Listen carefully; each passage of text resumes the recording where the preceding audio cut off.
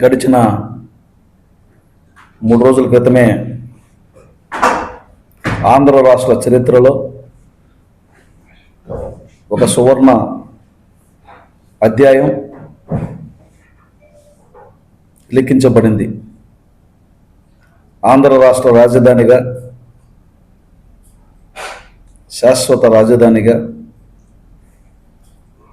అమరావతిని నిర్ధారిస్తూ అసెంబ్లీ తీర్మానం చేసి కేంద్రానికి పంపడం జరిగింది. కేంద్రం కూడా క్యాబినెట్లో చర్చించి ఈ పార్లమెంట్ సమావేశాల్లోనే ఆమోదం తెలిపే విధంగా ప్రయత్నం కూడా జరుగుతూ ఉంది. ఈ అమరావతి తీర్మానంలో ఒక శాసనసభ్యుడిగా చిత్తూరు జిల్లా నుంచి ప్రాతినిధ్యం వస్తున్నటువంటి ఒక శాసనసభ్యుడిగా ఉన్నందుకు చాలా గర్వపడుతున్నాను, చాలా ఆనందపడుతున్నాను. ఆ సమావేశంలో పాల్గొని మద్దతు తెలిపినందుకు చాలా ఆనందంగా ఉంది. ఎందుకంటే ఈరోజు మధ్యయుగం నాటిదైనా, రాతి యుగం నాటిదైనా, ఆధునిక యుగం నాటిదైనా చరిత్ర గురించి, చరిత్రలో కొంతమంది పాలకుల గురించి, కొన్ని పాలనా విధానాల గురించి తెలుసుకుంటున్నామంటే దానికి కారణం ఆనాటి విధానాలకు సంబంధించినటువంటి ఒక స్పష్టమైనటువంటి ఆనవాళ్ళని వదిలిపెట్టడం. ఈరోజు కూడా చరిత్రకి ఒక మంచి ఆనవాళ్ళని విడిచిపెట్టడం జరిగింది. వాస్తవానికి 2015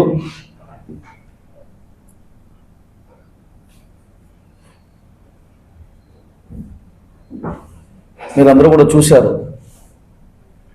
14 నుంచి 18 వరకు ఉమ్మడి రాష్ట్రంలో ఉన్నటువంటి అసెంబ్లీని వాడుకునే వెసులుబాటు ఉన్నా, దీపం ఉండగానే ఇల్లు చక్కబెట్టుకోవాలి, అవకాశం ఉండగానే రాజధాని నిర్మాణం చేసుకోవాలని అమరావతిని అన్ని ప్రాంతాలకు అనువైనటువంటి ప్రాంతంగా గుర్తించి ప్రకటించడం జరిగింది. కానీ ఆ తర్వాత వచ్చినటువంటి ప్రభుత్వం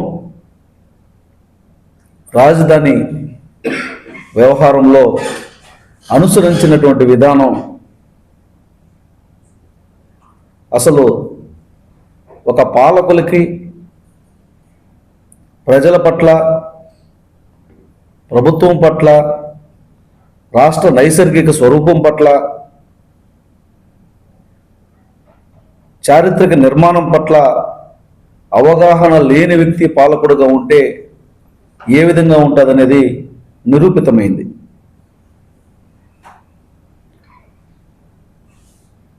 నూట 75 నియోజకవర్గాలకి అనువైనటువంటి ప్రాంతంగా గుర్తించి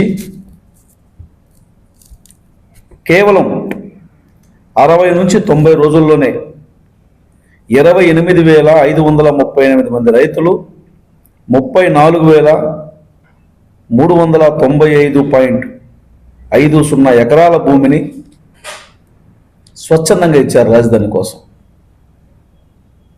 ఒక రాష్ట్రానికి రాజధాని కేవలం ఒక నగరమో, ఒక ప్రాంతమో, లేదంటే మ్యాప్లో చూపించుకునే ఒక అక్షరమో కాదు. అది రాజధాని అంటే ప్రజల మనోభావాలతో ముడిపడి ఉంటుంది. రాజధాని అనేది ప్రజల ఆకాంక్షలతో ముడిపడి ఉంటుంది, ప్రజల ఆశలతో ముడిపడి ఉంటుంది. అలాంటి ఆంధ్ర రాష్ట్ర ప్రజల ఆశలు, ఆకాంక్షల్ని తుంగలో తొక్కి 5 సంవత్సరాల పాటు 3 రాజధానులని, ఆర్థిక రాజధాని, న్యాయ రాజధాని, అలాగే అసెంబ్లీ రాజధాని, ఇలా చిందర వందరగా కుక్కలు చింపిన విస్తరల ఆంధ్రప్రదేశ్ని మార్చేయడం జరిగింది. నేను ఈ సందర్భంగా మళ్ళీ ఆంధ్ర రాష్ట్ర ప్రజానీకానికి ఒక విజ్ఞప్తి చేస్తున్నా. మార్గం తెలిసినటువంటి వాడు మేధావి, మార్గం చూపేవాడు నాయకుడు. ఆ మార్గాన్ని సమర్థవంతంగా దాటేవాడే సమర్థుడు. 34,395 ఎకరాల భూమినిచ్చి 60కి పైగా అత్యాధునిక సదుపాయాలు ఉన్న టవర్లు, 300 కిలోమీటర్ల మేర రోడ్లు, 45 వంతెనలు, 380 కిలోమీటర్ల మేర స్మార్ట్ వాటర్ డ్రైన్లు, 77 కిలోమీటర్ల మేర పవర్ డక్ట్లు, 97 కిలోమీటర్ల పొడవున పారిశుద్ధ పైప్ లైన్లు, ప్రజాప్రతినిధులకు భవనాలు, ఐఏఎస్ క్వార్టర్లు, ప్రిన్సిపల్ సెక్రటరీల క్వార్టర్లు, జ్యుడిషియల్కు బంగ్లాలు, మంత్రులకు బంగ్లాలు దాదాపుగా పూర్తిగా వస్తున్నటువంటి తరుణంలో నేను కూడా అమరావతిలోనే ఇల్లు కట్టుకుంటాను,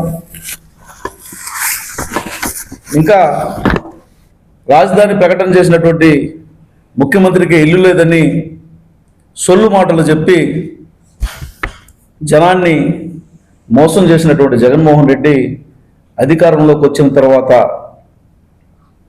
ఎంత మాట మార్చారో మీరు అందరూ కూడా చూశారు. ఎన్నికల హామీలో నేను పూర్తి మద్య నియంత్రణను పాటిస్తానని అధికారంలోకి వచ్చిన తర్వాత 20 ఏళ్లకు సరిపడా లోన్లు మద్యం వ్యాపారం మీదే తీసుకున్నటువంటి ప్రబుద్ధుడు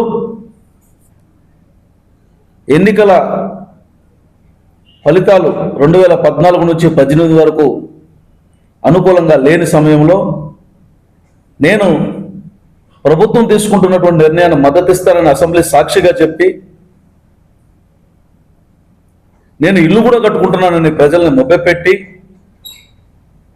తీరా అధికారంలోకి వచ్చిన తర్వాత క్రమంగా ఎక్కడైతే ఒక దేవాలయం లాంటి అసెంబ్లీలో తాను మాటిచ్చానో అన్నటువంటి స్పృహ కూడా లేకుండా అదే అసెంబ్లీలో సీటు మారి దిక్కుమాలినటువంటి ప్రకటన చేయడం జరిగింది. ఈ వైపు నుంచి ఆ వైపుకు సీటు మారంగానే, ఈ దిక్కు నుంచి ఆ దిక్కుకు మారంగానే దిక్కుమాలినటువంటి ప్రకటన చేసినటువంటి ఆనాటి ముఖ్యమంత్రి జగన్మోహన్ రెడ్డి వ్యవస్థలను ఏ విధంగా ధ్వంసం చేశారు, ప్రజల్ని ఏ విధంగా కన్నీరు పెట్టించారు. నాకు తెలిసి భారతదేశంలో 1631 రోజుల పాటు నిర్విరామంగా పోరాటం చేసినటువంటి చరిత్ర ఏ పోరాటాలకు లేదు. 230 మందికి పైగా బలిదానాలు చేసుకున్నారు. కానీ కనికరం లేదు. హేళన మాటలు, నీచపు మాటలు, అవమానకరమైనటువంటి మాటలు, అవహేళన చేయడం, జుగుప్సాకరమైనటువంటి మాటలతో వేధించడం, ఇన్ని చేసి ప్రజల్ని కన్నీటికి గురి చేశారు. కన్నీరు కార్చడం 2 రకాలు. మన కోసం కన్నీరు కార్చితే ఆప్యాయత, మన వల్ల కన్నీరు కార్చితే అది క్షమించరానటువంటి నేరం. జగన్మోహన్ రెడ్డి వల్ల అమరావతి చుట్టుపక్కల ఉన్నటువంటి ప్రాంతాల రైతులే కాదు, ఆంధ్ర రాష్ట్ర ప్రజానీకం మొత్తం కన్నీరు కార్చింది. వీరి వేదన నుంచి, వీరి దుర్మార్గమైనటువంటి రాక్షసమైనటువంటి విధానాల నుంచి మమ్మల్ని కాపాడేవాడెవడని ఎదురు చూసింది. మళ్ళీ కూటమి ప్రభుత్వం అధికారంలోకి వచ్చిన తర్వాత ప్రజల కళ్ళల్లో ఆనంద బాష్పాలు కారుతున్నాయి. అదే సమయంలో మళ్ళీ ఒకసారి ప్రజలు కన్నీరు పెట్టారు. జగన్మోహన్ రెడ్డి హింస వల్ల కన్నీరు పెట్టినటువంటి ప్రజానీకం నారా చంద్రబాబు నాయుడు గారిని జైల్లో పెట్టినప్పుడు కూడా కన్నీరు పెట్టారు. అది ఆప్యాయత. మళ్ళీ ఈనాడు ప్రజానీకం ఆనంద బాష్పాలు వదులుతున్నారు. అమరావతి రైతాంగంతో పాటుగా ఆంధ్ర రాష్ట్ర ప్రజానీకం మొత్తం రాష్ట్ర ప్రభుత్వం, ముఖ్యమంత్రి నారా చంద్రబాబు నాయుడు గారు, ఉప ముఖ్యమంత్రి పవన్ కళ్యాణ్ గారు, భారతదేశ ప్రధానమంత్రి నరేంద్ర మోదీ గారి సహకారంతో తీసుకున్నటువంటి నిర్ణయాన్ని 3 పార్టీలు ప్రజాప్రతినిధులు కలిసి ఏకగ్రీవంగా చేసినటువంటి తీర్మానాన్ని చూసి ఆనంద బాష్పాలు గారుస్తున్నారు. ఇది పరిపాలన. ప్రజారంజకమైనటువంటి పరిపాలన అంటే ఇది అని తెలియజేస్తున్నా. ఎన్ని కుట్రలు, ఎన్ని అవమానాలు! 5 సంవత్సరాల్లో ఒక్కటంటే ఒక్కటి చెప్పిన మాట నెరవేర్చినటువంటి పరిస్థితి లేదు. ఒక్క ఇటుక పేర్చలేదు రాజధాని విషయంలో. అన్ని వేల ఎకరాలు ఇచ్చినటువంటి రైతాంగానికి ఏమి చేస్తామన్నటువంటి హామీ ఇవ్వలేదు. 3 రాజధానులని ప్రజల్ని మభ్యపెట్టాలని చూశారు. అంటే ప్రాంతాల మధ్య వైషమ్యాల్ని అధికారం కోసం,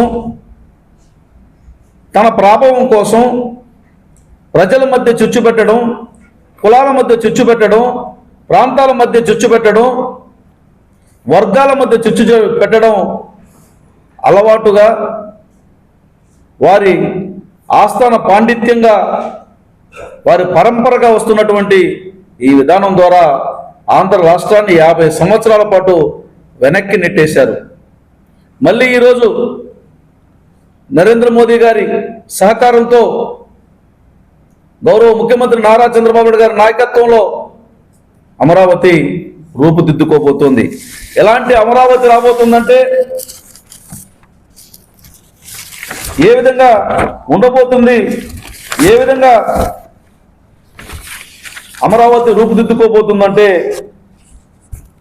అమరావతిలో ఆ విధ్వంసం నుంచి వికాసం వైపు అడుగులు పడుతున్నటువంటి క్రమంలో 58 కోట్లతో సుమారు 90 ప్రాజెక్టులకు సంబంధించినటువంటి పనులు జరుగుతూ ఉన్నాయి. ఆంధ్రప్రదేశ్ 3 ఎకనామిక్ రీజన్లుగా గుర్తించి విశాఖ, తిరుపతితో పాటు అమరావతిలో కూడా శరవేగంగా అభివృద్ధి కార్యక్రమాలు చేపట్టడం జరుగుతోంది. క్వాంటమ్ కంప్యూటింగ్ కోసం 638 కోట్ల రూపాయలు కేటాయిస్తున్నాం. 2026-27 కేంద్ర బడ్జెట్లో అమరావతిలో మౌలిక సదుపాయాల కల్పన కోసం 1561 కోట్ల రూపాయలు ఈ రాష్ట్ర ప్రభుత్వం కేంద్రాన్ని ఒప్పించి తెచ్చుకున్నటువంటి బడ్జెట్. ఇప్పటికే రాజధాని ప్రాంతంలో మౌలిక సదుపాయాల కోసం 900 కోట్ల రూపాయలు ఖర్చు చేయడం జరిగింది. శాశ్వత పరిపాలనా భవనం CRDA కోసం 260 కోట్ల రూపాయలతో పనులు ప్రారంభమయ్యాయి. అమరావతికి చట్టబద్ధత హోదా కల్పించేందుకు ఈ రాష్ట్ర ప్రభుత్వం సుముఖంగా ఉందని బడ్జెట్ ప్రసంగంలోనే గవర్నర్ గారు కూడా తెలియపరిచినటువంటి విషయాన్ని గుర్తు చేస్తున్నా. ఇలా మొత్తం 74 ప్రాజెక్టులకు సంబంధించి ప్రధానమంత్రి నరేంద్ర మోదీ గారు ఇప్పటికే శంకుస్థాపనలు చేసి ఉన్నారు. 2245 కోట్ల రూపాయలతో 57 కిలోమీటర్ల అమరావతి రాజధానికి కొత్త రైల్వే లైన్ కూడా రాబోతూ ఉంది. అంటే దీనివల్ల దేశంలో ఉన్నటువంటి ప్రముఖ నగరాలన్నిటికీ కూడా అమరావతి నుంచి కనెక్టివిటీ పెరుగుతుంది. కేంద్ర బడ్జెట్లో 2026-27లో అమరావతి అభివృద్ధి కోసం 1561 కోట్ల రూపాయల కేటాయింపులతో పాటుగా అమరావతి, గుంటూరు, కృష్ణా మీదుగా హై స్పీడ్ రైలు కారిడార్ కూడా ఏర్పాటు కానుంది. గతంలో టీడీపీ ప్రభుత్వంలో నిర్మించినటువంటి టిట్కో గృహాలు పూర్తి చేసి 4400 కోట్ల నిధులు అందులో మౌలిక సదుపాయాలు కల్పించడం కోసం నిధులు మంజూరు చేయడం జరిగింది. ఇలా ఒకటేమిటి, ఈరోజు అమరావతి ప్రకటించగానే ప్రజలు హర్షం వ్యక్తం చేయడంతో పాటుగా కేంద్రం నిధుల వరద చల్లుతుంటే ఇది కదా పరిపాలన, ఇది కదా ప్రజలకు కావాల్సిందన్నటువంటి ఆనందంలో ఆంధ్రప్రదేశ్ ప్రజానీకం ఉన్నారు. ఇప్పటికైనా ఆ వైఎస్ఆర్ కాంగ్రెస్ పార్టీ అధ్యక్షులైనా నాయకులైనా కళ్ళు తెరిచి బుద్ధి మార్చి ప్రజలు ఏ విధంగా కోరుకుంటున్నారో ఆ విధంగా నడుచుకుంటే మంచిదని నేను వారికి సూచిస్తున్నా. అయినా అమరావతి గురించి,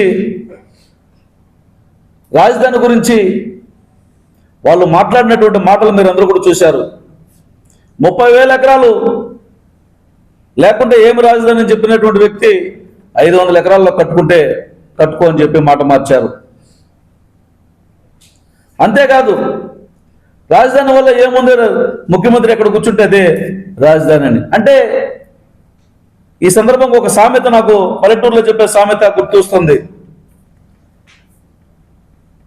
మొరటోటికి మొగిలి పువ్వు ఇస్తే మడిచెక్కడో పెట్టుకున్నట్లు ఆంధ్రప్రదేశ్ రాజధాని కోసం కేంద్రం నుంచి కేంద్ర నిధులతో శాంక్షన్ చేయించి సాక్షాత్తు ప్రధానమంత్రి చేత శంకుస్థాపన చేయించి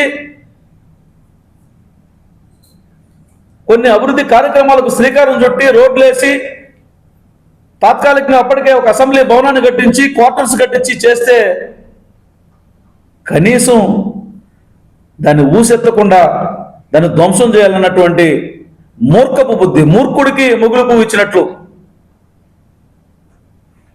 పైగా వాళ్ళు చేసినటువంటి మాటలు, వాళ్ళు మాట్లాడినటువంటి మాటలు గాయం చేయడానికి ఆయుధాలే అవసరం లేదు, మాటలే చాలు. మనసు లేని మనుషుల వింత పోకడలతో అని మనసు లేనటువంటి ఆ నాయకులు మాట్లాడినటువంటి వింత మాటలు పోకడలతో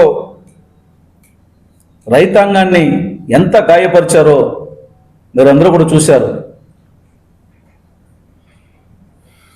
ఇవన్నీ కూడా ప్రజానీకం గుర్తుపెట్టుకొని నా విజ్ఞప్తి, కూటమి ప్రభుత్వాన్ని, ముఖ్యమంత్రి నారా చంద్రబాబు నాయుడు గారిని దీవించి ప్రజల ఆకాంక్షలకు అనుగుణంగా పనిచేస్తున్నటువంటి ఈ ప్రభుత్వాన్ని, మంచి ప్రభుత్వాన్ని మీరు ఆశీర్వదించి ప్రోత్సహించాలని మీడియా ద్వారా ప్రజానీకానికి విజ్ఞప్తి చేస్తున్నా.